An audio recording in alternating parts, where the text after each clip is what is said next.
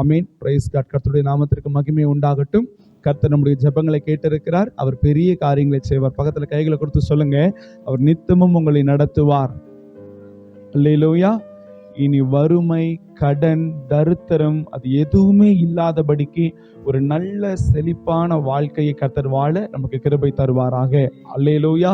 வசனம் சொல்லுது, கர்த்தரை நம்புகிறவனோ செழிப்பான். யார் யாரெல்லாம் இயேசுப்பாவை நீங்க நம்புறீங்களோ, ஆமீன், இந்த பலிபீடத்திலிருந்து சொல்றேன், எப்படி ஒரு செடி அது செழிப்பாய் துளிர் விடுறதோ அதே போல உங்களுடைய வாழ்க்கையை கர்த்தர் துளிர்க்க பண்ணுவார். அல்லேலூயா. Praise God. தேவாதி தேவனை ஆராதிக்கும்படியாகவும் இந்த மனமகிழ்ச்சியின் பரிசுத்த ஓய்வு நாள் ஆராதனையிலே கர்த்தருடைய நாமத்தை தொழுது கொள்ளும்படியாகவும் ஒருமனப்பட்டு கூடி வந்திருக்கிற தேவ பிள்ளைகள் யாவருக்கும் அருள்நாதர் இயேசு கிறிஸ்துவின் நாமத்தினாலே அன்பின் வாழ்த்துதலை தெரிவித்துக் கொள்ளுகிறேன். உங்கள் யாவருக்கும் கிருபையும் சமாதானமும் உண்டாவதாக. பக்கத்துல கைகளை கொடுத்து சொல்லுங்க, உங்கள் யாவருக்கும் கிருபையும் சமாதானமும் உண்டாவதாக. அல்லேலூயா. நம்ம இந்த நாளிலும் ஆமீன், அருள்நாதர் இயேசு கிறிஸ்து அவர் தம்முடைய சிலுவையின் பாடுகளிலே அவர் பேசின 2வது வார்த்தைகளை நாம் தியானிக்க பரிசுத்த ஆவியானவர் நமக்கு உதவி செய்வாராக. அதற்கு ஆதாரமாக எடுத்து வாசிக்கலாம். லூக்கா 23வது அதிகாரம் 43வது வசனத்தை ஒருவர் வாசிக்க நாம் யாவரும் கேட்கலாம். இயேசு அவனை நோக்கி இன்றைக்கு நீ என்னுடனே கூட பரதீசில் இருப்பாய் என்று மெய்யாகவே உனக்கு சொல்லுகிறேன் என்றார். ஆமென். ஹல்லேலூயா. இயேசு ஒரு கள்ளனை நோக்கி, இன்றைக்கு நீ என்னுடனே கூட பரதேசியில் இருப்பாய் என்று மெய்யாகவே உனக்கு சொல்லுகிறேன் என்றார். அல்லேலூயா. வாசிக்கப்பட்டதான வசனம் இது எதனுடைய வெளிப்பாடு என்று சொன்னால், அருள்நாதர் இயேசு கிறிஸ்துவை ஆமீன் சிலுவை பாடுகளுக்கு ஒப்பு கொடுத்து அவர் சிலுவையிலே அறைந்த அந்த நேரத்திலே அவருடைய வலது பக்கத்திலேயும் இடது பக்கத்திலேயும் 2 கள்ளர்களை சிலுவையில் அறைந்தார்கள். அல்லேலூயா. அப்படி 2 கள்ளர்களை சிலுவையிலே அறைந்த அந்த நேரத்திலையும் ஆமீன் ஒரு சிலுவையில் அறையப்பட்ட ஒரு கள்ளன் இயேசுவை அவன் நிந்தித்தான். நீர் உண்மையாகவே மனுஷகுமாரன் என்று சொன்னால், தேவன் என்று சொன்னால், எங்களையும் காப்பாத்துங்க, உங்களையும் காப்பாத்திக் கொள்ளுங்க என்று சொல்லி இகழ்ந்தான் அப்படின்னு வேதம் சொல்லுகிறது. ஹல்லேலூயா. அப்போ சிலுவையில் அறையப்பட்ட இயேசுவை ஒரு கள்ளன் நிந்தித்தான், இன்னொரு கள்ளன் நிந்தித்த கள்ளனை நிந்தித்தான். அல்லேலூயா. Praise God. நிந்தித்த கள்ளனை நிந்தித்தான். அந்த நிந்தித்த கள்ளன் இருக்கிறான் பாத்தீங்களா, இயேசுவை நிந்தித்த கள்ளன் அல்ல, இயேசுவை நிந்தித்த கள்ளனை நிந்தித்த ஒரு கள்ளன் அவன் இயேசுவினிடத்திலே கேட்கிறான். ஆமீன். என்னன்னா ஆமீன் 42வது வசனத்திலே ஆமீன் கர்த்தருக்கு ஸ்தோத்திரம். ஆமீன். வாசிக்கலாமா? ஒரு கள்ளன் இயேசுவை நோக்கி, ஆண்டவரே, நீர் உம்முடைய ராஜ்யத்தில் வரும் பொழுது அடியேனை நினைத்தருளும். ஆமீன். அல்லேலூயா. ஆமீன். அந்த சிலுவையிலே அறையப்பட்ட ஒரு கள்ளன், அந்த கள்ளன் இயேசுவை நோக்கி ஒரு ஜெபம் செய்கிறான். ஆண்டவரே, நீர் உம்முடைய ராஜ்யத்தில் வரும் பொழுது அடியேனை நினைத்தருளும் அப்படின்னு அவர் ஜெபிக்கிறான். ஜெபித்த உடனே இயேசு அவனுக்கு பிரதியுத்தரமாய் 2வது வார்த்தையை அவனுக்கு சொல்லுகிறார். இயேசு அந்த கள்ளனை நோக்கி, இன்றைக்கு நீ என்னுடனே கூட பரதேசியில் இருப்பாய் என்று மெய்யாகவே உனக்கு சொல்லுகிறேன். ஒரு ஆமீன் சொல்லுங்க பார்க்கலாம். அல்லேலூயா. கடந்த நாட்களிலே நம்ம பார்த்தோம், இயேசு ஆமீன் தன்னை நிந்தித்தவர்களுக்காக ஜெபம் பண்ணினார். தன்னை சிலுவையிலே அறைந்த ஒவ்வொருவருக்காக ஜெபம் பண்ணினார். பிதாவே, இவர்கள் பாவங்களை மன்னியும், இவர்கள் செய்கிறது இன்னதென்று அறியாதிருக்கிறார்களே அப்படின்னு சொல்லி ஆண்டவர் 7 கூட்டத்தை மன்னித்தார் என்பதை குறித்து நம்ம வேதத்திலே கண்டோம். கர்த்தருக்கு ஸ்தோத்திரம். இந்த நாளிலே வேத வசனத்தின் ஆதாரத்தோடும் பரிசுத்த ஆவியினுடைய வழி நடத்துதலோடும் ஆமீன் இந்த கள்ளன் இயேசுனுடைய வாயிலிருந்து இன்றைக்கு நீ என்னுடனே கூட பரதேசத்தில் இருப்பாய் என்று சொன்ன அந்த வார்த்தையை அவன் பெற்றுக்கொண்டான். பாத்தீங்களா? அதற்கு இந்த கள்ளன் பேசின ஒரு 5 வார்த்தைகளை இந்த நாளில் நம்ம தியானிக்க போகிறோம். அல்லேலூயா. அந்த கள்ளன் பேசின அந்த 5 வார்த்தை நம்முடைய வாழ்க்கையிலே நற்பண்புகளா இருக்கும் என்று சொன்னால், நம்முடைய வாழ்க்கையிலே அந்த 5 வார்த்தை வாழ்க்கையாய் மாறும் என்று சொன்னால், கர்த்தர் நம்மையும் பரதேசத்திற்கு பாத்திரமான் மாற்றுவார். அல்லேலூயா. ஆமென். கர்த்தருக்கு ஸ்தோத்திரம். உண்மையாகவே ஆண்டவராகிய இயேசு கிறிஸ்து சிலுவையிலே அந்த மனுஷனுக்கு கொடுத்த ரட்சிப்பு அது நம்முடைய ஒவ்வொருவருடைய கனவு. அல்லேலூயா. ஆமாதான் நான் சொல்றது சரிதானே? அந்த கள்ளன் அவன் இயேசுவினிடத்தில் அவன் வாழ்க்கை முழுக்க ஒரு கள்ளத்தனமான ஒரு வாழ்க்கை வாழ்ந்து கொண்டு வந்தான். ஆனால் அவன் அந்த கடைசி நேரத்துல, மரிக்கிற கடைசி நேரத்துல இயேசு கிறிஸ்துவனுடைய கரத்தினாலே ரட்சிப்பை சுதந்திரமாய் பெற்றுக்கொண்டான். ஆமென். அவன் ரட்சிப்பை பெற்றுக்கொண்ட அந்த ஒரு காரியம் நமக்கு வாழ்நாள் கனவு. அப்படிப்பட்ட ஒரு ரட்சிப்பை நம்ம பெற்றுக்கொள்ள வேண்டும் என்று சொல்லிதான் தேவ பிள்ளைகள் நம்ம எல்லாரும் என்ன செய்யறோம்? கர்த்தருடைய சமூகத்தில் உபவாசிக்கிறோம், தேவ சமூகத்தில் காத்திருக்கிறோம், வேதத்தை வாசிக்கிறோம், ஆத்மாவை ஒடுக்கிறோம், ஆவியை கண்ட்ரோல் பண்ணுகிறோம், தெய்வத்திற்கு பிரியமான ஒரு வாழ்க்கையை வாழ பிரயாசப்படுகிறோம், கர்த்தருடைய நாமத்தின் மகிமைக்கென்று ஒழுக்கமாய் நம்ம வாழுகிறதற்கு நம்ம அர்ப்பணித்து கொண்டு வருகிறோம். அல்லேலூயா, ஆமென். அந்த இயேசு பரதேசத்தில் இன்று நீ என்னோடு இருப்பாய் என்று சொன்ன அந்த பாக்கியமுள்ள வார்த்தையை அந்த கள்ளன் பெற்றுக்கொள்ளுகிறதற்காக அந்த கள்ளன் தன்னுடைய இருதயத்திலிருந்து பேசின ஒரு 5 வார்த்தைகளை இந்த நாளிலே நம்ம தியானிக்க போகிறோம். அல்லேலூயா, ஆமென். வசனம் சொல்லுகிறது, இருதயத்தின் நிறைவினால் வாய் பேசும். அல்லேலூயா. அப்போ ஒரு மனுஷன் ஒன்றை பேசுகிறார் என்று சொன்னால் அந்த வார்த்தை எங்கிருந்து தான் வரும்? இருதயத்தில். பக்கத்துல கைகளை கொடுத்து சொல்லுங்க, இருதயத்திலிருந்து கர்த்தருடைய வார்த்தைகள் வரும். ஒரு மனுஷன் எதை பேசுகிறானோ அது எந்த இடத்திலிருந்து பிறக்கும்னா இந்த இருதயத்திலிருந்து தான் அந்த வார்த்தை பிறக்கும். அந்த வார்த்தை உள்ளத்தின் ஆழத்திலிருந்து பிறக்கும் பொழுது ஆண்டவர் அதை தெளிவாய் அறிந்து கொள்ளுவார். இந்த வார்த்தை உதட்டளவிலே வருகிற வார்த்தையா, இல்லை உள்ளத்தின் ஆழத்திலிருந்து குணநல பண்புகளாய் வருகிற ஒரு வார்த்தையா என்று கர்த்தர் அறிந்து கொள்ளுவார். அல்லேலூயா. அந்த கள்ளனை பரலோகத்திற்கு, பரதேசத்திற்கு கொண்டு சென்ற முதலாவது அவன் பேசின வார்த்தை என்ன தெரியுமா? எடுத்து வாசிக்கலாம். லூக்கா 23வது அதிகாரம் 39, 40வது வசனம் உங்களுக்காக நான் வாசிக்கிறேன். அன்றியும் சிலுவையில் அறையப்பட்டிருந்த குற்றவாளிகளில் ஒருவன், நீ கிறிஸ்துவானால் உன்னையும் எங்களையும் ரட்சித்துக் கொள்ளும் என்று அவரை இகழ்ந்தான். 40வது வசனத்திலே, மற்றவன் அவனை நோக்கி, நீ இந்த ஆக்கினைக்குட்பட்டவனாய் இருந்தும் தேவனுக்கு பயப்படுகிறது இல்லையா? ஒரு ஆமென் சொல்லுங்க பார்க்கலாம். ஆமென். சிலுவையிலே அறையப்பட்ட அருள்நாதர் இயேசு கிறிஸ்துவை ஒரு கள்ளன் நிந்திக்கிறான், ஒரு கள்ளன் இகழுகிறான். அந்த இகழுகிற அந்த கள்ளனை பார்த்து இன்னொரு கள்ளன் அவனை இகழுகிறான். அல்லேலூயா. ஆண்டவரை இகழ்ந்த அந்த கள்ளனுடைய இருதயத்திலே ஒரு வெளிப்பாடு இருந்தது. என்ன தெரியுமா? நான் மனுஷன் செய்கிற அந்த தவறை நான் செய்ததனால எனக்கு இந்த சிலுவை பாடுகளை நான் பெற்றிருக்கிறேன். ஆனால் நீங்க தேவன்னு சொல்றீங்க, ஆனா நீங்களும் என்ன செய்து கொண்டிருக்கிறீங்க? சிலுவையில தான் அறையப்பட்டு இருக்கிறீங்க. அப்ப நீங்களும் ஒரு மனுஷன் தான், நீங்க மனுஷகுமாரன் இல்லை. நீ ஒரு மனுஷன் தான், நானும் ஒரு மனுஷன் தான் அப்படின்னு சொல்லிட்டு இயேசுவை அவன் இகழ துவங்குகிறான். அல்லேலூயா. மனுஷர்களுக்கு தான் இப்படிப்பட்ட ஒரு பாடுகள் வரும், தெய்வத்திற்கு இப்படிப்பட்ட பாடுகள் வருமா அப்படிங்கிறதான ஒரு எண்ணம் அந்த மனுஷனுக்குள்ள இருந்துச்சு. ஆனா அந்த 2வது கள்ளன் இருந்தான் பாத்தீங்களா? அவன் சொன்னா 40வது வசனத்திலே, மற்றவன் அவனை நோக்கி, நீ இந்த ஆக்கினைக்குட்பட்டவனா இருந்தும் தேவனுக்கு பயப்படுகிறது இல்லையா? அல்லேலூயா. தேவனுக்கு பயப்படுகிறது இல்லையா? அந்த கள்ளன், அந்த நல்ல கள்ளனுடைய இருதயத்தில் ஆண்டவர் கொடுத்த ஒரு வெளிப்பாடு என்ன தெரியுமா? இயேசு அவர் மனுஷகுமாரன் என்கிறதான ஒரு வெளிப்பாட்டை அவர் பெற்றிருந்தார். அல்லேலூயா. அந்த முதலாவது கள்ளன், இயேசுவை நிந்தித்த அந்த கள்ளன், அவன் இயேசுவை சக மனிதர்களில் ஒருவனாய் பார்த்தான். இயேசுவை ஒரு கூட்டத்தின் தலைவராய் அவன் பார்த்தான். இயேசுவை ஒரு நல்ல ஒரு மனிதனாய் அவன் பார்த்தான். ஆனால் அந்த இன்னொரு கள்ளன் இருக்கிறான் பாத்தீங்களா? அவன் இயேசுவை மனிதனாய் பார்க்கல, இயேசுவை மனுஷகுமாரனாய் பார்த்தார். அல்லேலூயா. இயேசுவை மனுஷகுமாரனாய் பார்த்ததனாலே அருள்நாதர் இயேசு கிறிஸ்து அவனோடு கூட பேச துவங்கினார். ஒரு ஆமீன் சொல்ல கேட்கலாமா? ஆண்டவராகிய இயேசு கிறிஸ்து மத்தேயு 16வது அதிகாரம் 15வது வசனத்திலே தன்னுடைய 12 சீஷர்களை அழைத்து அவர்களிடத்திலே ஒரு கேள்வி கேட்கிறார். என்ன தெரியுமா? நீங்கள் என்னை யார் என்று சொல்லுகிறீர்கள்? அல்லேலூயா. தன்னுடைய சீஷர்கள் எல்லாரையும் கூப்பிட்டு 12 பேருக்கு முன்னாடி ஆண்டவர் இந்த கேள்வி வைக்கிறார். நீங்கள் என்னை யார் என்று சொல்லுகிறீர்கள்? நான் யார் அப்படின்னு கேட்கும் பொழுது ஒரு சில சீஷர்கள் சொல்றாங்க, நீங்க எலியா அப்படின்னு சொல்றாங்க. ஒரு சிலர் சொல்றாங்க, நீங்க பெரிய தீர்க்கதரிசிகளில் ஒருவர். ஒரு சிலர் சொல்றாங்க, நீவன் யோவான் ஸ்நானகனுடைய ஆவியை பெற்றவர் அப்படின்னு ஒவ்வொருத்தரும் ஒவ்வொரு கருத்தை சொல்றாங்க. ஆனா பேதுரு என்ன தெரியுமா சொன்னார்? கர்த்தருக்கு ஸ்தோத்திரம். 16வது வசனத்துல, நீர் ஜீவனுள்ள தேவனுடைய குமாரனாகிய கிறிஸ்து என்றார். கரங்களை தட்டி கர்த்தருக்கு நன்றி செலுத்தலாம். அல்லேலூயா. 12 பேர் கூடவே தான் இருக்கிறாங்க, 12 பேர் இயேசு கூட தான் நடக்கிறாங்க, 12 பேர் இயேசுவோட தான் ஊழியம் செய்கிறாங்க, ஆண்டவருடைய வார்த்தையை தான் பிரசங்கிக்கிறாங்க, ஆண்டவரோடு கூட தான் போஜனம் பண்ணுகிறார்கள். அந்த 12 பேர்ல 11 பேர் இயேசுவை என்ன தெரியுமா சொல்றாங்க? அவர் ஒரு எலியா, அவர் ஒரு யோவான் ஸ்நானகருடைய ஆவியை பெற்றவர், அவர் ஒரு பெரிய தீர்க்கதரிசி அப்படின்னு சொல்லிட்டு இயேசுவை சொல்றாங்க. ஆனா ஒரே ஒரு நபர், அந்த பேதுரு, அந்த பேதுரு மட்டும்தான் என்ன தெரியுமா சொல்றான்? நீர் ஜீவனுள்ள தேவனுடைய குமாரனாகிய கிறிஸ்து.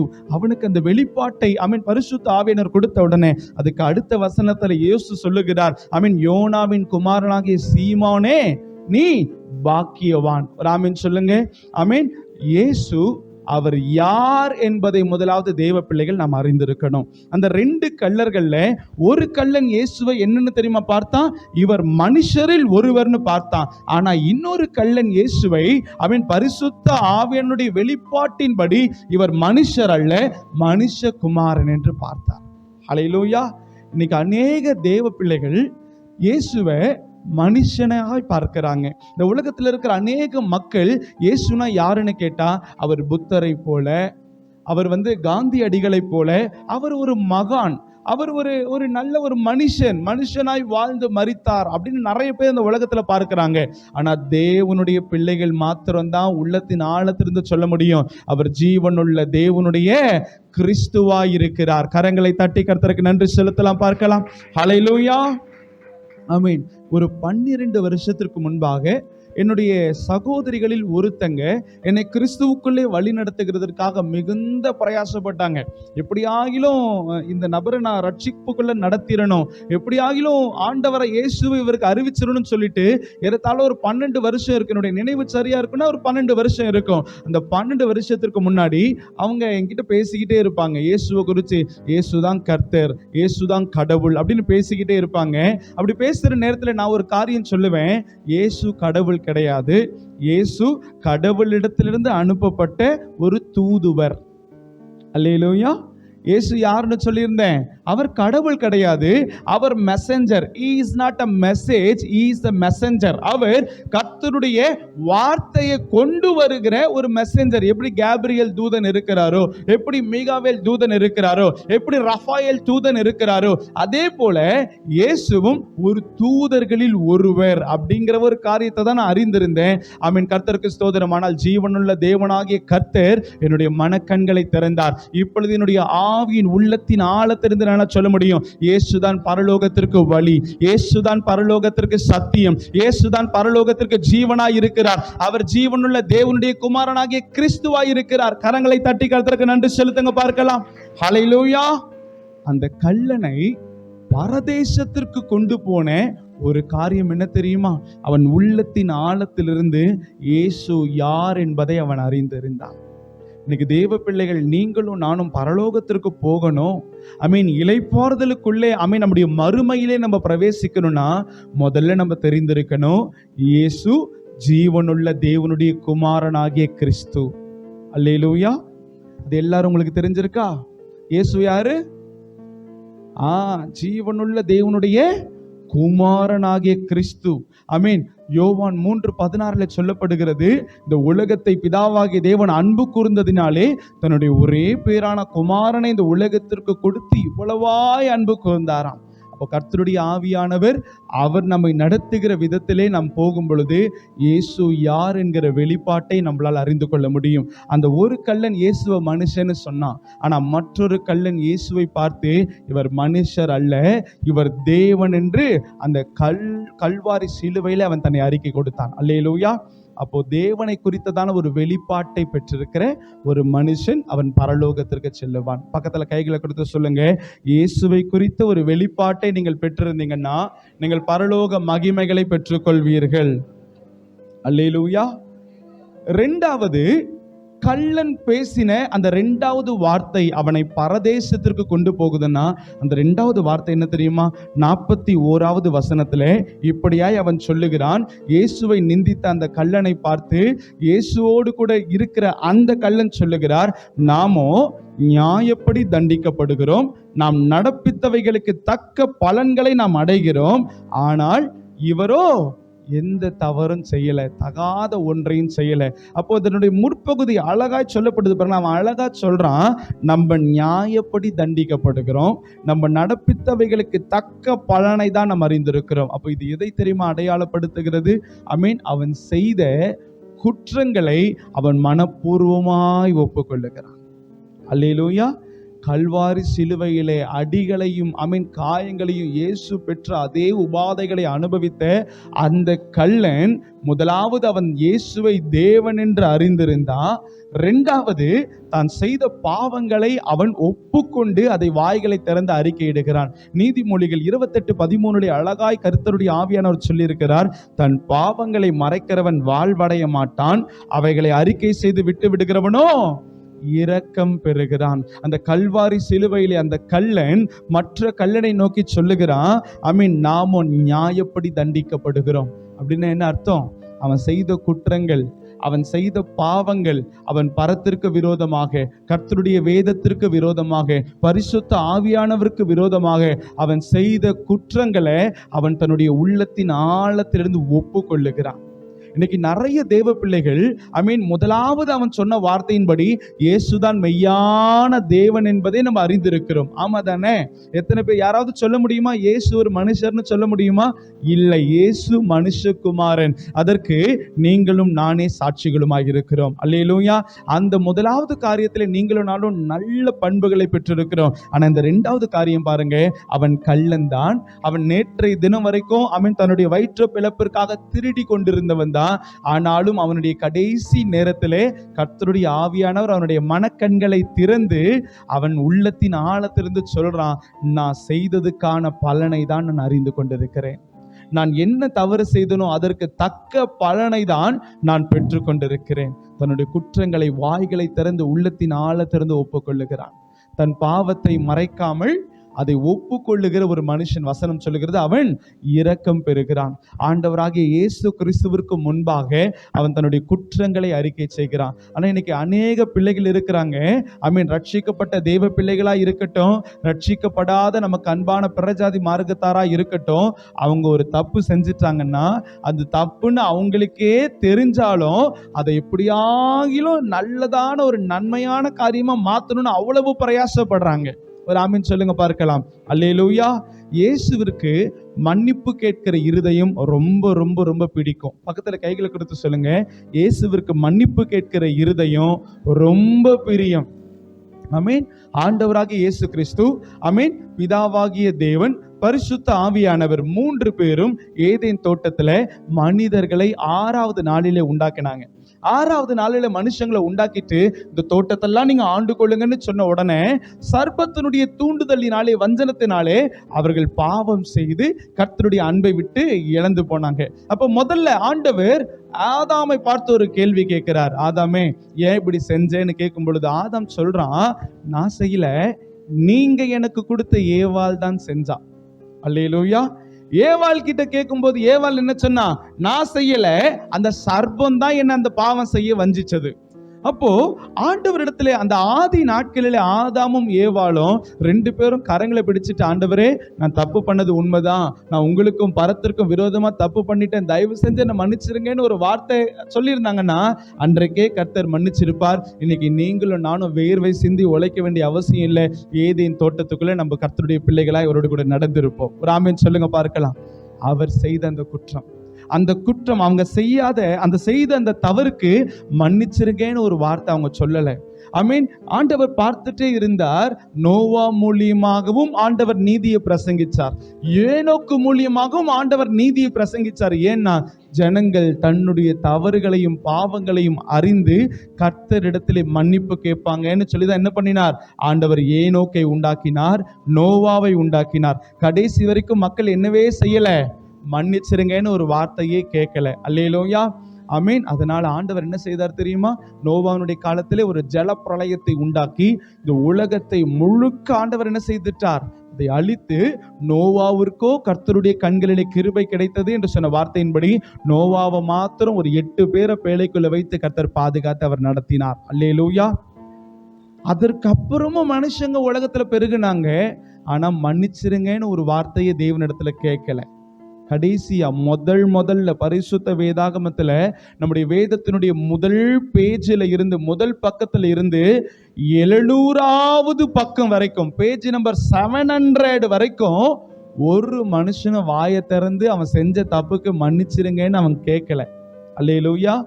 701வது பக்கத்துல தான் தாவீது அவன் செய்த பாவத்திற்கு ஆண்டவரிடத்துல அவன் மன்னிச்சிருங்கன்னு சொல்லிட்டு ஒரு சங்கீதத்தையே அவன் பாடினான். ஒரு ஆமென் சொல்லுங்க பார்க்கலாம். அல்லேலூயா.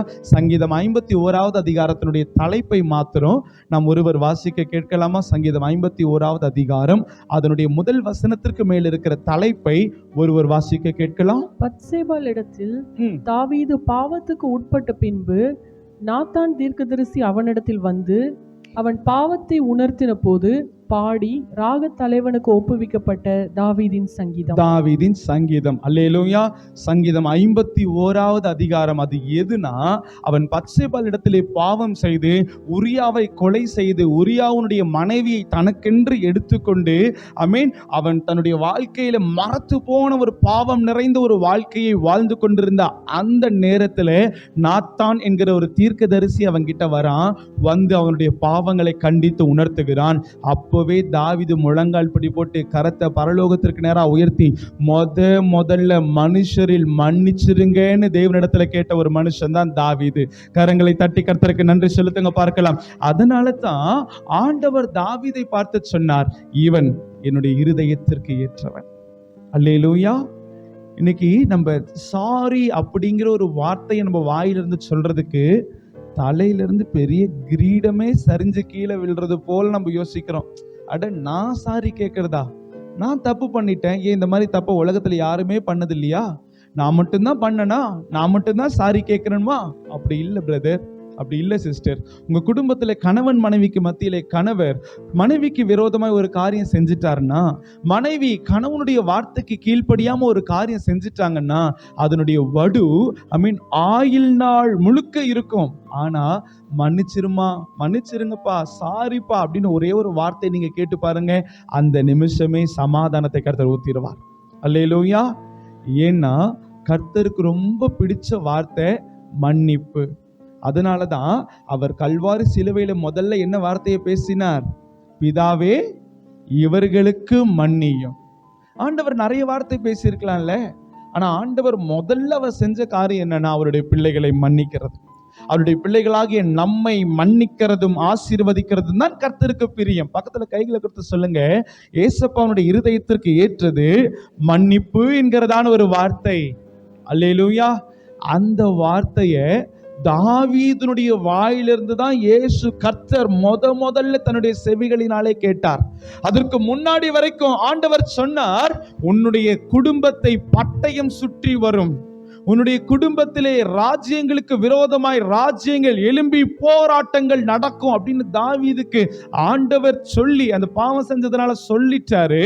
ஆனா மன்னிச்சிருங்கன்னு சொன்ன ஒரே வார்த்தையில ஆண்டவர் மனம் இறங்கி இவன் என்னுடைய இருதயத்திற்கு ஏற்றவன் ஆண்டவர் சொன்னார். நீங்க ஏசப்பனுடைய இருதயத்திற்கு ஏற்ற பிள்ளைகளா வாழணுமா?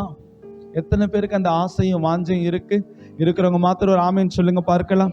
நான் இயேசுனுடைய இருதயத்திற்கு பிரியமுள்ள ஒரு பிள்ளையாய் வாழணும். ஹல்லேலூயா. நான் இயேசு பின்னாடி நடக்கணும். எத்தனை பேருக்கு ஆசை இருக்கு? மன்னிச்சிருங்க இயேசுப்பான்னு ஒரே ஒரு வார்த்தையை தான் தாவீது கேட்டார். அது வரைக்கும் தாவீதுக்கு சத்துருவா இருந்த கர்த்தர் அந்த வார்த்தைக்கு அப்புறம் ஆண்டவரை சொன்னார், இவன் என்னுடைய இருதயத்திற்கு ஏற்றவன். அந்த கள்ளனும் நேற்றைய தினம் வரைக்கும் அவன் கர்த்தருக்கு பிரியம் இல்லாத ஒரு வாழ்க்கை வாழ்ந்துட்டு வந்தான். ஆனா இந்த நேரத்தில் அவன் மரிக்கிற அந்த நேரத்தில் ஆண்டவரை பார்த்து என்னை மன்னிச்சிருங்கன்னு சொல்லி தன்னுடைய குற்றங்களை, குறைகளை, பாவத்தை வாய்களை திறந்து அறிக்கையிடுகிறான்.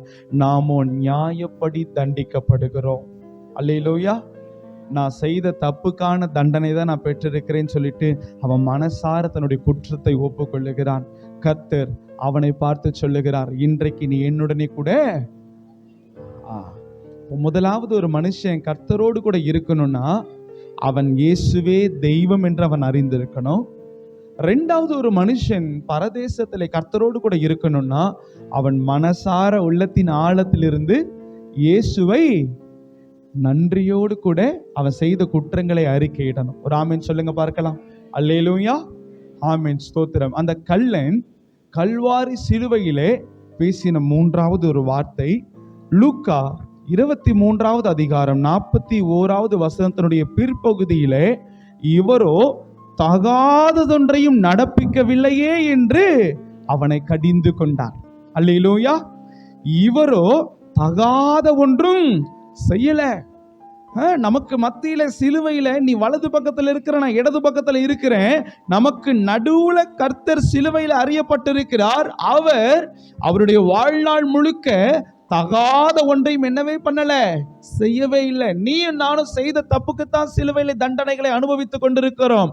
ஆனால் அவரோ தகாததொன்றையும், ஏய் நீயும் நானும் தப்பு பண்ணோம்யா, நீயும் நானும் பாவம் செய்தோம்யா, நீ நானும் கர்த்தருக்கு விரோதமா பாவம் பண்ணோம். ஆமென். மற்றவர்களுடைய பொருட்களை, உடைமைகளை அவனை கொன்று நம்ம கொள்ளையிட்டோம், பாவம் செய்தோம், பாவத்திற்கு ஏற்ற தண்டனையை நாம் அனுபவித்திருக்கிறோம். ஆனா இவர் நல்லவர் என்று சொன்னான். கரங்களை தட்டி கர்த்தருக்கு நன்றி செலுத்துங்க பார்க்கலாம். அல்லேலூயா. அவன் அது நாள் வரைக்கும் சுவிசேஷத்தை அறிவிக்கல. அந்த கள்ளன் அவன் வாழ்நாள்ல அந்த திருட்டு தொழில கைகள்ல எடுக்கிற அந்த நாளில் இருந்து கடைசி நாள் அவன் கையும் களவுமாய் அகப்படுகிற அந்த நிமிஷம் வரைக்கும் அவன் இயேசு நல்லவர்னு யாருக்கிட்டையுமே சொல்லல. அல்லேலூயா. அவன் வாழ்நாள் முழுக்க இயேசு நல்லவர்னு சொல்லல. அவன் இயேசுக்கு பிரியமான ஒரு வாழ்க்கை வாழல. எந்த முச்சந்திலையும் நின்று டிராக்ஸை கொடுத்துட்டு இயேசு உங்களை நேசிக்கிறான்னு அவன் சொல்லல. ஆனா கடைசியில அவன் மறிக்கிற அந்த நேரத்துல அவனுடைய நண்பனாய் இருக்கிற அந்த கள்ளனை பார்த்து சொல்றான், இயேசு தகாத ஒன்றையும் நடப்பிக்கலையா, அவர் நல்லவர்னு சுவிசேஷத்தை சொல்லுகிறார். அல்லேலூயா. அப்போ முதலாவது சுவிசேஷத்தை அறிவிக்க வேண்டியது நம்முடைய தலையாய கடமை. இன்னைக்கு சபையில பாஸ்டர் சொல்றார், சுவிசேஷ ஊழியத்துக்கு வாங்க சிஸ்டர், சுவிசேஷ ஊழியத்துக்கு வாங்க பிரதர். உங்களுடைய வேலை செய்யற இடத்துல இயேசுவை பத்தி சொல்லுங்க, உங்க அக்கம் பக்கத்துல வாழுகிற சகோதர சகோதரிகளிடத்துல இயேசுவை பத்தி சொல்லுங்க அப்படின்னு சொல்லும் பொழுது நமக்கு எப்படி தெரியுமா தோன்றும்? அட எனக்கே 1000 பிரச்சனை இருக்கு, இதுக்கு மத்தியில இயேசு நல்லவர்னு நான் போய் சொல்லணுமா? அல்லேலூயா. இந்த கள்ளனுக்கு வந்த அந்த பிரச்சனை நம்முடைய வாழ்க்கையில வரல, வரவும் போகிறது இல்லை. அல்லேலூயா. அவனுக்கு தெரியும், இன்னும் 1-2 மணி நேரத்துல நான் செத்து போயிருவேன். இன்னும் 1-2 மணி நேரத்துல கைகள்ல ஆணி, கால்கள்ல ஆணி, தலையில, இந்த மாதிரி எல்லா இடத்துலயும் அவனுக்கு அடி. இயேசுக்கு அடித்த அதே அடி அவனுக்கும் இருக்கு. அவன் என்ன பண்ணிடுவான், கண்டிப்பா இன்னும் கொஞ்ச நேரத்துல நான் செத்து போயிருவேன் அவனுக்கு தெரியும். அப்படி தெரிந்திருந்தோம் அவ்வளவு நிந்தனைகளுக்கு மத்தியிலையும், அவ்வளவு உபாதைகளுக்கு மத்தியிலையும், அவ்வளவு வலிகளுக்கு மத்தியிலையும் அவனை நினைச்சிருக்கலாம், என் குடும்பத்தை யாரு பார்த்துப்பா, இவ்வளவு நாள் நான் இருந்தேன், என் மனைவியை பார்த்துக்கொள்ள, என்னுடைய பிள்ளைகளை பார்த்துக்கொள்ள நான் இருந்தேன், இனிமே யார் இருப்பா என் பிள்ளைகளை பார்த்துக்கொள்ள, என் மனைவி என்ன நடப்புவா, என் குடும்பத்தை நடத்திடுவாளா, பிள்ளைகளை வச்சு நடத்திடுவாளா அப்படின்னு சொல்லி அவனுக்கு அந்த எல்லா விதமான போராட்டம், உலக பிரகாரமான போராட்டம், ஆவிக்குரிய எல்லா விதமான வலி உபாதைகளுக்கு மத்தியில அவன் அந்த சிலுவையில சொன்ன இயேசு நல்லவர். அல்லேலூயா. இன்னைக்கு இயேசு நல்லவர்னு ஒரு வார்த்தை சொல்லுகிறதுக்கு நமக்கெல்லாம் வலிக்குது. அல்லேலூயா. நம்ம வேலைக்கு போகிறோம், வேலை செய்யற இடத்துல இயேசுவை பிரதிபலிக்க முடியல, இயேசு நல்லவர்னு சொல்லல. வசனம் சொல்லுது, 1 கொரிந்தியர் 9வது அதிகாரம் 16வது வசனத்துல, சுவிசேஷத்தை நான் பிரசங்கியாதிருந்தால் எனக்கு ஐயோ. இன்னைக்கு தேவனுடைய பிள்ளைகளாயிருக்கிற நாம் ஒவ்வொருத்தரும் தனியா பரலோகத்திற்கு போக முடியாது. அல்லேலூயா. கர்த்தர் முதல்ல நம்முடைய கையை பார்ப்பார். நீங்களும் நானும் பரலோகத்துக்கு போகும்போது ஆண்டவர் முதல்ல எதை தெரியுமா பார்ப்பார்? நம்முடைய கரத்தை பார்ப்பார். இந்த ஆத்துமா, இந்த நபர், இந்த சிஸ்டர், இந்த மகள் எத்தனை ஆத்துமாவை எனக்கென்று ஆதாயம் செய்து கொண்டு வருகிறார்கள் அப்படின்னு தன்னுடைய பிள்ளைகளுடைய கைகளை இயேசு பார்ப்பார். அல்லேலூயா. அந்த கைகளை இயேசு பார்க்கும் பொழுது ஒன்றுமே இல்லைன்னா ஆண்டவர் அந்த ராஜ்யத்தின் மேன்மைகளையும் நன்மைகளையும் பெற்றுக்கொள்ள நம்மை, ஆமென். நல்லா யோசித்து பாருங்க. ஒரு தோட்டக்காரர், அந்த மனுஷனுடைய வேலையை தோட்டத்தை பராமரிக்கிறது அந்த மனுஷனுடைய வேலை. அந்த தோட்டத்தினுடைய எஜமான் வருகிறார். வரும் பொழுது ஒரு மரம், திராட்சை தோட்டத்திற்கு மத்தியிலே ஒரு அத்திப்பழ மரம் இருந்துச்சு. அந்த அத்திப்பழ மரத்தை பார்த்து சொல்ற அந்த தோட்டக்காரனை பார்த்துட்டு, இந்த மரம் பெருசா வளர்ந்துருச்சு, இந்த மரம் நல்ல செழிப்பா இருக்கு, ஆனால் இந்த மரம் இன்னும் கனி கொடுக்கல. இந்த மரம் கனி கொடுக்காம இருந்து மண்ணையும் கெட்டு போக பண்ணுது, பக்கத்துல இருக்கிற திராட்சை கிளைகளையும் என்ன பண்ணுது, கெட்டு போக பண்ணுது. ஏன்னா இது வளர்ந்து செழித்து இருக்கிறதுனால அந்த வெயில் எதை படல, திராட்சை கொடிகளுக்கு படல. அந்த வெயில் திராட்சை கொடிகளுக்கு படாததுனால அதற்கு கிடைக்க வேண்டிய எல்லா விதமான ஊட்டச்சத்துக்கள் கிடைக்காததுனால அந்த செடிகளும் காஞ்சு போகுது. அதனால அந்த தோட்டக்காரர் சொல்றார், இது மண்ணையும் கெடுக்குது, பக்கத்துல இருக்கிற மரங்களையும் கெடுக்குது, அதை வெட்டி போடு. அப்போ ஒரு மரம் வளர்ந்துட்டா அதை எஜமானன் அங்கீகரிச்சிருவார்னு இல்லை. இன்னைக்கு தேவ பிள்ளைகள் நம்ம இயேசுவை ஏற்றுக்கொண்டு உலக பிரகாரமான வாழ்க்கையில நல்ல சஃபஸ்டிகேட்டடா நல்லா வளர்ந்திருந்தாலும், நல்ல ஆவிக்குரிய உலக பிரகாரமான சரீர பிரகாரமான ஆசீர்வாதங்களை, காரு பங்களான்னு எல்லா நன்மைகளையும் நம்ம பெற்றிருந்தாலும் ஆண்டவர் பார்ப்பார், இந்த மரத்துல கனி இல்லை, இதை வெட்டி போடு. அல்லேலூயா. இன்னைக்கு தேவ பிள்ளைகள் தெரிந்து கொள்ளணும், சுவிசேஷத்தை அறிவிக்கிறது என்மேல் விழுந்த தலையாய கடமை. ஆமென். உங்க தலைக்கு மேல கை வச்சு சொல்லுங்க, கண்களை மூடி சொல்லுங்க, சுவிசேஷத்தை அறிவிப்பது என்மேல் விழுந்த கடமையாயிருக்கிறது. அல்லேலூயா. அது என் மேல விழுந்த கடமை. எல்லாரும் இப்படி நினைச்சிடக்கூடாது, என் மேல விழுந்த கடமைன்னு பாஸ்டர் சொல்றாரு, அப்ப பாஸ்டர் மேலதான் விழுந்த கடமைன்னு. அதனாலதான் நான் பண்ண சொன்னேன், தலைக்கு மேல கையை வச்சு நீங்களே சொல்லுங்க. அப்ப என்ன அர்த்தம், சுவிசேஷத்தை பிரசங்கிக்கிறது என் மேல் விழுந்த தலையாய கடமை. தேவ பிள்ளைகள் எல்லாரும் நம்ம சுவிசேஷத்தை பிரசங்கிக்கணும். பரதேசத்திற்கு இயேசுவோடு கூட அந்த கள்ளன் தங்க ஆண்டவர் அவனிடத்திலிருந்து வார்த்தையை எதிர்பார்த்து, அந்த வார்த்தை எப்படிப்பட்ட ஒரு வார்த்தையா இருந்துச்சுன்னா, அவன் இயேசுவை நல்லவர்னு சொல்லி சுவிசேஷத்தை முதல்ல பிரசங்கித்தான். அல்லேலூயா. சிலுவைக்கு பின்னாடிதான் சுவிசேஷம் தீயா பரவுச்சு. அந்த தீயா பரவன சுவிசேஷத்தினுடைய முதல் விதை யார் தெரியுமா, அந்த கள்ளன் தான். அவன் தான் இயேசுக்கு முன்னாடியே சுவிசேஷத்தை சொன்னான். ஒரு ஆமீன் சொல்லுங்க பார்க்கலாம். இயேசுக்கு முன்னாடியே சொன்னா இவர் நல்லவர். நீங்க சொல்லுவீங்களா இயேசு நல்லவர்? அல்லேலூயா. இங்க சொல்ல கேட்கல, வேலை செய்யற இடத்துல சொல்லுவீங்களா இயேசு நல்லவர்? சபையில சொல்றது ஈஸி. அல்லேலூயா. ஏன்னா பக்கத்துல இருக்கவங்களாம் யாரு, எல்லாம் இயேசு நல்லவர்னு சொல்றோம் தான். ஆனா இயேசு மனுஷன். இயேசு அவர் மனுஷகுமாரன் அல்ல, மனுஷன்னு சொல்ற அந்த கள்ளனுக்கு மத்தியில தான் இவர் என்ன பண்ணா, இயேசு நல்லவர்னு சொன்னான். ஒரு ஆமீன் சொல்லுங்க. இன்னைக்கு நிறைய நமக்கு அன்பான இஸ்லாமிய சகோதரர்கள் இருக்கிறாங்க, நமக்கு அன்பான பிரஜாதி மார்க்கத்தார் இந்து சகோதர சகோதரிகள் இருக்கிறாங்க. அவங்களுடைய நினைப்பு முழுக்க இயேசு அவர் ஒரு மனுஷன், அவர் புத்தரை போல காந்தியை போல அவர் ஒரு மகான் அப்படின்னு நினைச்சுக்கிட்டு இருக்கிறாங்க. அவர்களிடத்துல போய் நீங்க என்ன சொல்லணுமா, சொல்லுவீங்களா? சொன்னா பரலோகத்துக்கு வருவீங்க. அப்ப அவன் செய்த அந்த சுவிசேஷ பணி அவனை பரலோகத்திற்கு கொண்டு போச்சு. ஒரு ஆமீன் சொல்லுங்க. இயேசுவே சொன்னார், இன்றைக்கு நீ என்னுடனே கூட பரதேசியில் இருப்பாய். அவன் செய்த அந்த சுவிசேஷ பணி. முதலாவது, அவன் இயேசுவை தேவன் என்று அறிந்திருந்தான். இரண்டாவது, அவன் தன்னுடைய தவறுகளை வாய்களை திறந்து அறிக்கையிட்டான். மூன்றாவது, இயேசுவை நல்லவர் என்று சொல்லி சுவிசேஷம் சொன்னான். நான்காவது, அந்த கள்ளன் பேசின ஒரு வார்த்தை, லூக்கா 23வது அதிகாரம் 42வது வசனம். இயேசு, நீர் உம்முடைய ராஜ்யத்தில் வரும் பொழுது என்னை நினைத்துக் கொள்ளும்.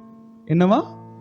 நீர் உம்முடைய ராஜ்யத்தில் வரும் பொழுது, அவன் இயேசுவை பார்த்து சொல்றான், இயேசு ஆண்டவரே, நீங்க உங்களுடைய ராஜ்யத்துல வருவீங்க, வரும்பொழுது என்ன செய்திருங்க, நினைச்சு கொள்ளுங்க. அப்ப அவனுக்கு என்ன தெரிஞ்சிருக்கு, என்ன ஒரு வெளிப்பாடு இருந்திருக்கு, ரெண்டாவது வருகைன்னு ஒரு வெளிப்பாடு அவனுக்கு இருந்திருக்கு. ரெண்டாவது வருகைன்னு ஒன்று உண்டு. அந்த வருகையில அருளாதர் இயேசு கிறிஸ்து யுத்த சேனைகளோடு தன்னுடைய திரளான தேவ தூதர்களோடு எக்கால சத்தம் தொனிக்க பரலோகத்திலிருந்து இந்த மனுஷர்களை மீட்டுக் கொள்ளுகிறதற்காக அவர் மகிமையாய் இறங்கி வருவார். அந்த இரண்டாவது வருகையில நான் எடுத்துக்கொள்ளப்பட வேண்டும், நான் அவரோடு கூட எதிர்கொண்டு செல்ல வேண்டும் என்று சொல்லி அவனுக்குள்ள ஒரு வாஞ்சை இருந்திருக்கு. ஒரு ஆமீன் சொல்லுங்களேன். அல்லேலூயா. ஆமா, இன்னைக்கு நிறைய கிறிஸ்தவர்களுக்கு வாஞ்சை என்ன தெரியுமா, நான் இன்னைக்கு நல்லா சம்பாதிக்கணும், நான் நல்லா சம்பாதிச்சு ஒரு பேரும் புகழுமுள்ள ஒரு வாழ்க்கை வாழணும், நான் நல்ல கார் வாங்கணும். எத்தனை பேருக்கு ஆசை இருக்கு? அல்லேலூயா. ஆண்டவர் செய்வாராக. அல்லேலூயா.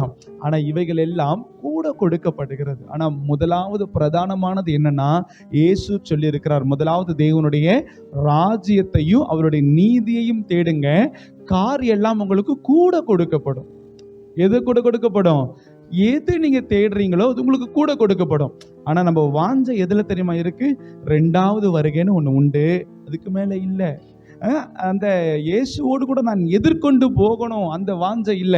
மணவாளன் வரும் பொழுது அந்த 5 புத்தியுள்ள கன்னிகைகள் கரங்களிலே தீவட்டிகளை எடுத்துக்கொண்டு, எஜமானன் வருகிறார், மணவாளன் வருகிறார், அவருக்கு எதிர்கொண்டு போவோம் வாருங்கள் சொல்லி கிளம்பின அந்த 5 கன்னிகைகள் அவங்க நல்ல கான்சென்ட்ரேஷனோட தெரிந்திருந்தாங்க, எஜமானன் வருவார், அவர் வந்து மணவாளன் வந்து எங்களை கூட்டிக் கொள்ளுவார் என்று அந்த 5 புத்தி உள்ள கன்னிகளுக்கு தெரிஞ்சிருந்துச்சு. சொல்லுங்க பார்க்கலாம். இன்னைக்கு தேவ பிள்ளைகள் நமக்கு தெரிந்திருக்கணும், இந்த காரியத்துல நம்ம வாழ்றோம், உலகத்துல வாழ்றோம், இதுக்கு பிற்பாடு ஒரு வாழ்க்கைன்னு ஒண்ணு உண்டு. அந்த நித்திய வாழ்க்கையை தருகிறவர் இயேசு மாத்திரமே. ஏன்னா வசனம் சொல்லுது, நானே சத்தியமும் நானும் வழின்னு சொல்லல. ஆண்டவர் எதை சொல்லல? நானும் வழின்னு. நானும் வழினா என்ன அர்த்தம்? அப்போ வேற ஒரு வழி இருக்குன்னு அர்த்தம். ஆனா இயேசு சொல்றார், நானே வழியும் சத்தியமும். அப்ப பரலோகத்துக்கு போகிறதுக்கு வழி இயேசு மட்டும்தான் அப்படின்னு யார் அறிந்திருந்தா? ஒரு கள்ளன் அறிந்திருந்தா. அந்த கள்ளன் கல்வாரி சிலுவையில இயேசுவின் இடத்துல இப்படியாய் ஜெபிக்கிறான், ஆண்டவரே இயேசுவே தேவகுமாரனே, உம்முடைய ராஜ்யத்தில் நீர் என்னை நினைத்துக் கொள்ளும். நீங்க வருவீங்க, பிரதான தூதர்களோடு வருவீங்க, எக்கால சத்தம் தொனிக்கும். அந்த எக்கால சத்தம் தொனிக்கும் பொழுது என்ன மறந்துடாதீங்க, என்னையும் எடுத்துக்கொள்ளுங்க. அவன் வாஞ்சை பார்த்தீங்களா? அவனுடைய வாஞ்சை எவ்வளவு பெரிய வாஞ்சை பார்த்தீங்களா? இன்னைக்கு நம்ம எப்படிப்பட்ட ஒரு வாஞ்சையோடு கூட இருக்கிறோம்? எப்படிப்பட்ட ஒரு வாஞ்சையோடு கூட இருக்கிறோம்? உலக பிரகாரமான காரியத்தை குறித்து தான் வாஞ்சையோடு கூட இருக்கிறோம். உலக பிரகாரமான காரியத்தை செய்கிறதுக்கு தான் நமக்குடைய வாஞ்சை. ஆனா தேவன் உலக பிரகாரமான வாஞ்சை உள்ளவர்களை அவர் பரதேசத்திற்கு அழைத்து போக மாட்டார். பரலோகத்திற்கு போகணும்னு யாரு வாஞ்சையா இருக்கிறாங்களோ அவர்களுக்கு தான் கர்த்தர் பதில் கொடுத்து அவர்களை கர்த்தர் அழைத்து கொண்டு செல்லுவார். ஹல்லேலூயா. அவர் வரும் நாள் ஒண்ணு இருக்குன்னு அந்த கல்லனுக்கு தெரிஞ்சிருக்கு. அவர் வரும் பொழுது அவர் கூப்பிடுவார்னு அந்த வெளிப்பாடு அந்த கல்லனுக்கு தெரிஞ்சிருக்கு. நான் நினைக்கிறேன், இயேசு மலை பிரசங்கத்துல பிரசங்கிச்சுட்டே இருக்கும் போது அந்த கல்லர்கள், இந்த இடத்துல 5000 புருஷர்கள் இருக்கிறாங்க, நிறைய லேடிஸ் இருக்கிறாங்க, கண்ணுல காதுல மூக்குல எல்லாம் நல்ல நகைகளா போட்டுட்டு இருக்கிறாங்க, என்ன பண்ணிடலாம், இதான் சான்ஸ், கூட்டத்துல திருடனா யாருக்கும் தெரியாதுன்னு சொல்லிட்டு அந்த கூட்டத்துக்குள்ள திருடுறதுக்கு அவன் வந்திருக்கலாம்னு நினைக்கிறேன். அல்லேலூயா. அப்படி கூட்டத்துல திருடுறதுக்கு வரும் பொழுது ஆண்டவருடைய மலை பிரசங்கத்தை ஒரு காதுல கேட்டு அவன் என்ன பண்ணிருக்கலாம், திருடுகிற அந்த நேரத்துல கர்த்தருடைய சத்தியத்தை கேட்டிருக்கலாம். ஆவியில் எளிமை உள்ளவர்கள் பாக்கியவான்கள், பரலோக ராஜ்யம் அவர்களுடையது அப்படிங்கிற அந்த சத்தியத்தை இயேசு பிரசங்கிக்கும் போது அவன் அந்த பெரும் கூட்டத்துல திருடுகிறதற்கு வந்திருக்கலாம். வந்த பொழுது அவன் என்ன பண்ணிருக்கலாம், ஆண்டவருடைய வார்த்தையை கேட்டுட்டு மனசுல கொஞ்சம் ஒரு கடுகு விதையா அந்த சுவிசேஷம் உள்ள போயிருக்கலாம். அதனால தான் அவன் சிலுவையில இருக்கும் பொழுதும் ஆண்டவரிடத்துல கேட்டான், என் வாஞ்சையெல்லாம் நீங்க தான், நான் என்ன பண்ணிடணும், பரலோகத்துக்கு வந்துடணும். எத்தனை பேருக்கு வாஞ்சை? அல்லேலூயா. நாம் பரலோகத்துக்கு போகணும். இந்த உலகத்துல வாழும் பொழுது ஆண்டவர் என்னை நிறைவாய் நடத்துகிறார். ஆனா இந்த உலகத்தினுடைய வாழ்க்கைக்கு பிற்பாடு ஒரு வாழ்க்கை இருக்கு தேவ ஜனங்களே, இதை நம்ம தெரிந்து கொள்ளணும். வசனம் சொல்லுது சங்கீதம் 90 மனிதனுடைய ஆயுள் காலம் 70, தன்னுடைய பலத்தின் மிகுதியினால் 80 வருஷம் வரைக்கும் ஒரு மனுஷன் சுகபலத்தோடு வாழ முடியும். ஆனா 80 வருஷம் முடிஞ்சு அவன் கண்ணை மூடிட்டான்னா அவனுக்கு ஒரு வாழ்க்கை இருக்கு. அந்த வாழ்க்கை எதை குறித்து தான் தீர்மானிக்கும் தெரியுமா? இந்த 80 வருஷம் அவன் எப்படிப்பட்ட ஒரு வாழ்க்கை வாழுகிறான். அவன் இயேசுவை மனுஷன் என்று சொல்லுகிறானா, இல்லை இயேசுவை மனுஷ குமாரன் என்று சொல்லுகிறானா? இயேசுவிடத்திலே பாவங்களை அறிக்கையிடுகிறானா, இல்லை தன்னை தானே பெருமை பாராட்டி கொள்ளுகிறானா? இயேசுனுடைய சுவிசேஷத்தை அறிவிக்கிறானா, இல்லை சுவிசேஷத்தை அறிவிக்கிற மனிதர்களை நிந்திக்கிறானா? அப்படிங்கிறத குறித்து நம்ம ரொம்ப கன்சர்னா இருக்கணும், ரொம்ப கருத்தாய் இருக்கணும். ஆமென். பரலோகம் என்று ஒன்று உண்டு, அதே போல எரிகிற நரகம் என்றும் ஒன்று உண்டு. அந்த வெளிப்பாட்டை தேவ பிள்ளைகள் நம்ம தெரிந்து கொள்ளணும். இன்னைக்கு ஆமீன், அந்த கள்ளன் கடைசி வரைக்கும் அவனுடைய வாழ்க்கை அந்த கோலமான ஒரு வாழ்க்கை. ஆனா கடைசி நேரத்துல அவன் மனம் திரும்பிட்டான். ஆனா தேவ பிள்ளைகள் இன்னைக்கு நீங்களும் நானும் சபைக்குள்ள இருக்கிறோம். சபைக்குள்ள இருந்து நம்மளுடைய முடிவு 80 வருஷத்துக்கு அப்புறம் நம்ம மரிச்சு அடுத்த லோகத்திற்கு போகும் பொழுது அது பரலோகமா இருக்கணும். அல்லேலூயா.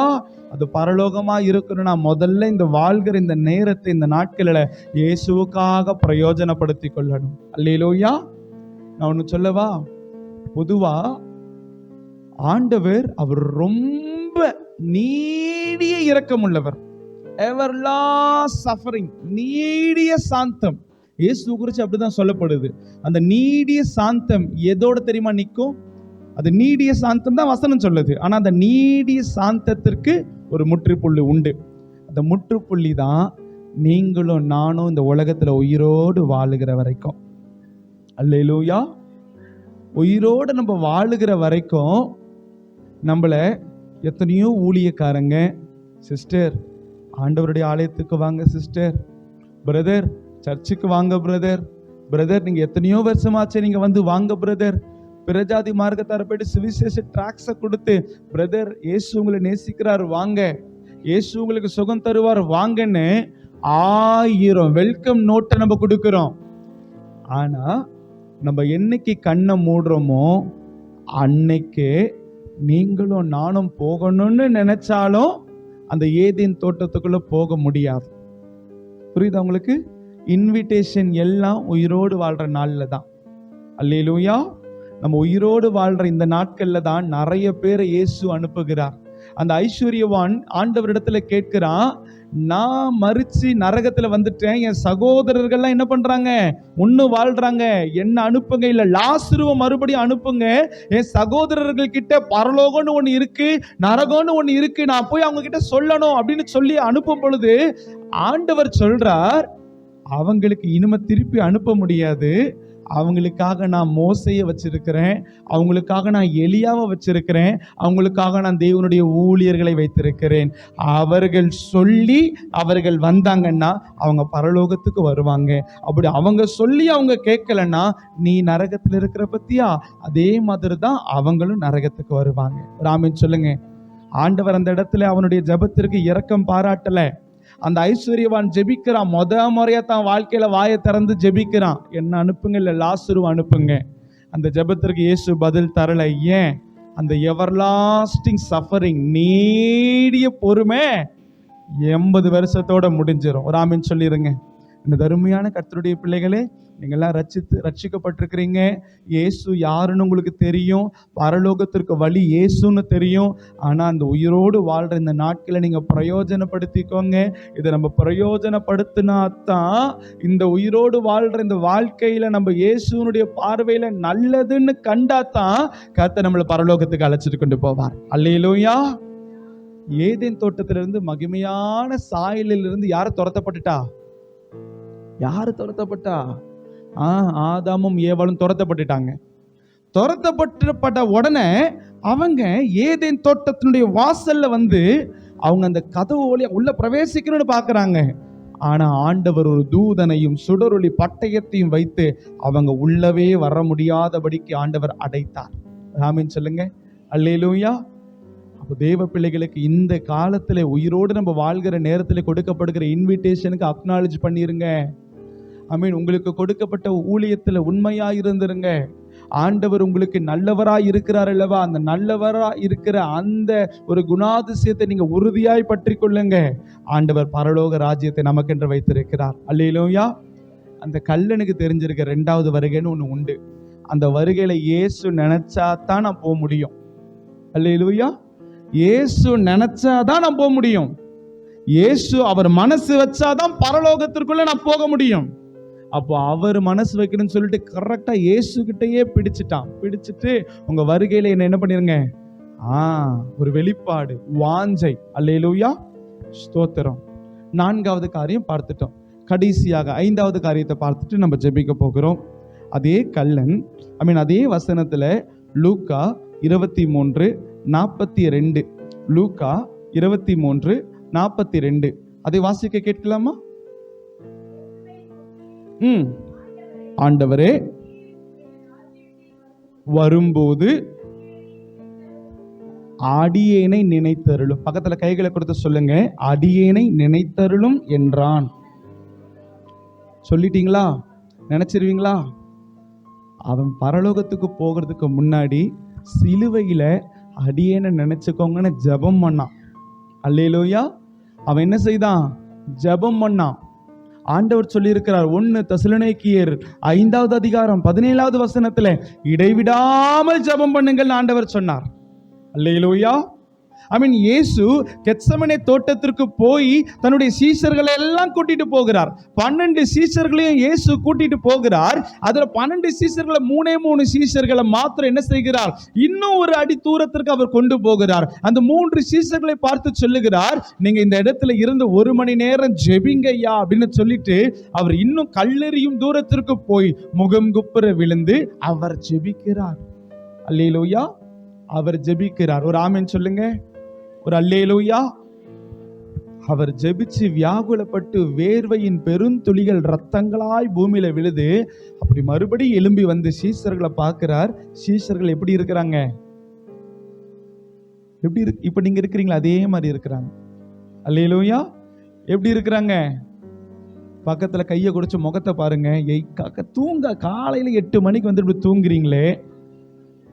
அல்லேலூயா. இயேசு ஃபர்ஸ்ட் டைம் வரார், வந்து பார்க்கிறார், பேதுரு தூங்குறான். ஏன் தெரியுமா இயேசு வந்திருக்கிறாரு?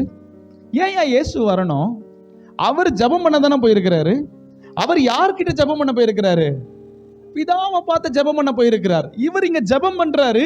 இங்க இந்த பேதுரு ராத்திரி முழுக்க நல்லா ராபோஜனத்துல 2 அப்பத்துண்டை எக்ஸ்ட்ரா உள்ள விட்டுட்டு என்ன பண்ணி தூக்கத்துல கொரட்ட சத்தம். இங்க அவருக்கு ஜெபத்துக்கு டிஸ்டர்ப் ஆயிட்டு. யாருக்கு?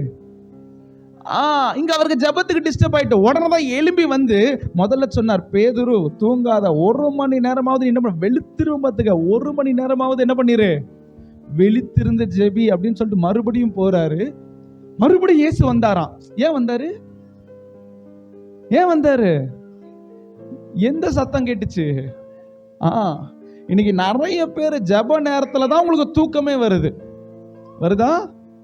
வரலையா? ஆமா, காலையில 5ல இருந்து 6க்கு நம்ம ஜெபம் பண்ணும் போதுதான் நமக்கு என்ன வருது? ஆமா, காலையில 6ல இருந்து 7 தவக்கால இந்த ஜெபத்துல தான் என்ன வருது? தேவ பிள்ளைகள் நல்லா யோசிச்சுக்கோங்க. அவன் சிலுவையில இருந்தான். கடைசியா இயேசுவை பாட்டு அவன் வேண்டிக் கொண்டான். அவன் ஜெபித்தான். அவன் ஜெபித்ததுனால தான் இயேசு என்ன சொன்னார்? இன்றைக்கு நீ என்னுடனே கூட பரதேசத்தில் இருப்பாயாக என்று மெய்யாகவே உனக்கு சொல்லுகிறேன். அல்லேலூயா. அப்ப இயேசு அவர் வாயை திறந்து ஒரு வார்த்தை சொல்லிட்டாருன்னா, வசனம் சொல்லுது அவர் வார்த்தையில் உண்மையுள்ளவர். அவர் வாயை திறந்து ஒரு வார்த்தையை ஒரு மனுஷனுக்கு சொல்லுகிறதற்கு இந்த மனுஷன் என்னென்ன காரியத்தை பண்ணியிருக்கிறான்? முதல்ல இயேசுவே தேவன் என்பதை அவன் அறிந்திருக்கிறான். அல்லேலூயா. 2வது, தன் பாவத்தை அறிக்கையிடுகிறவன் தேவனிடத்தில் இரக்கம் பெறுவான் என்பதை அவன் அறிந்திருக்கிறான். 3வது, இயேசு நல்லவர் என்ற சுவிசேஷத்தை அவன் பிரசங்கிக்கிறான். 4வது, கர்த்தருக்கு ஸ்தோத்திரம், 2வது வருகையை குறித்து அவன் வாஞ்சை உள்ளவனாய் இருந்திருக்கிறான். 5வது, இது எல்லாம் என் வாழ்க்கையில நடக்கணும்னு அவன் ஜெபம் பண்ணுகிறான். அல்லேலூயா. அவன் ஜெபிக்கிறான். ஜெப சத்தத்தை இயேசு கேட்டார். அவர் தம்முடைய வாயை திறந்து சொன்னார், மெய்யாகவே மெய்யாகவே நீ இன்றைக்கு என்னுடனே கூட பரதேசத்தில் இருப்பாய். கரங்களை தட்டி கர்த்தருக்கு நன்றி செலுத்தலாம். அல்லேலூயா.